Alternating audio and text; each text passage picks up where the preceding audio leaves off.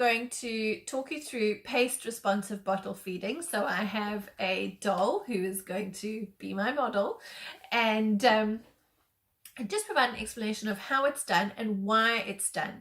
So I've mentioned earlier on that babies have breastfeeding reflexes, and these are different to bottle feeding reflexes.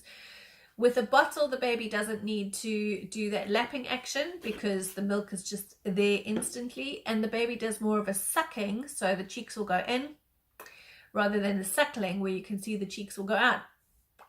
Okay, so hopefully that's useful to you. So when a baby is feeding at the breast, what you will notice is when they initially attach, they'll do quite fast suckling. So it'll be suckle, suckle, suckle, suckle, suckle. And that is when they are sending signals to the mother's body to release the milk so that they can drink.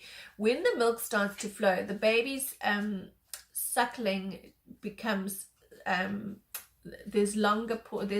it's longer, so they'll do what they're doing is they're swallowing, so it's swallow, swallow, swallow, and then they'll pause and they'll have a rest, and then they'll start again, suckle, suckle, suckle, swallow, swallow, swallow, and rest. So what we need to do if a baby is being bottle fed is mimic that as closely as possible, which is where the word paced comes in. So you want to be able to hold the baby as upright as possible. Okay, so traditionally we would have had the baby laying down. What scientists have discovered is that actually it's more difficult for a baby to manage the flow of milk if they are laying down.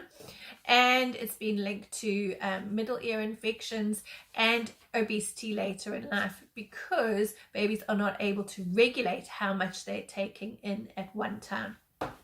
So this is a much more respectful and responsive way of feeding a baby a bottle. So babies as upright as possible. And actually what I find useful sometimes is just to kind of hold, have your hand like this and kind of just support them across the back of their shoulder blades and very gently on either side of their head in an upright position as possible.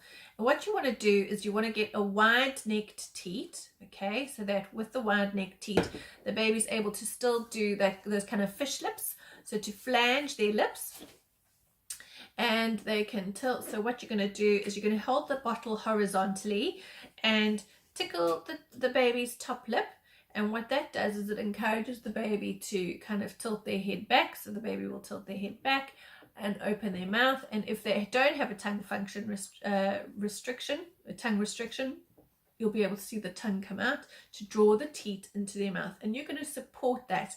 So it's very much a cooperative exchange, and you're working together. So the teat goes into the baby's mouth, and there's just enough milk to cover the top, to cover the whole of the teat.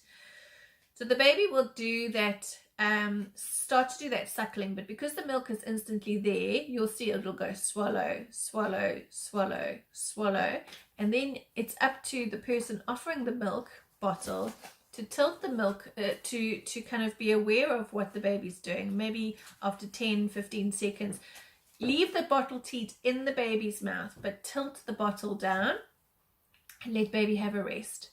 So they'll have that pause, and then they'll start to suckle, just as if they were at the breast. Suckle, suckle, suckle. And then what you can do is after they've done a bit of suckling for a few seconds, is tilt the bottle back up to horizontal so that the teat hole is just covered with milk, so that they can then move the milk from the bottle into their mouths. Swallow, swallow, swallow.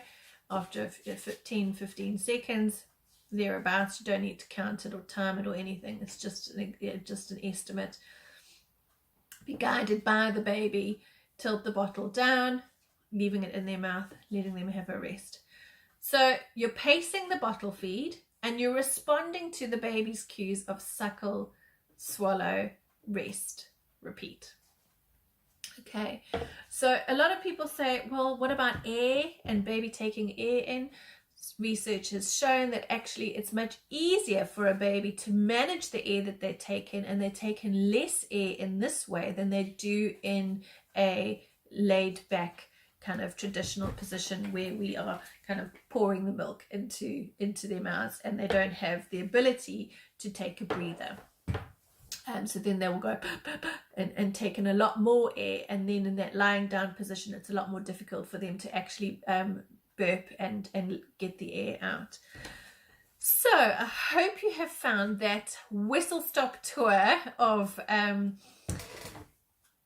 information and guidance on how a baby feeds, and how to protect the mother's milk supply and baby's feeding reflexes if bottle feeding is required in the early days whilst breastfeeding is becoming established, or if you're going to be introducing a bottle as part of a combination feeding rhythm. And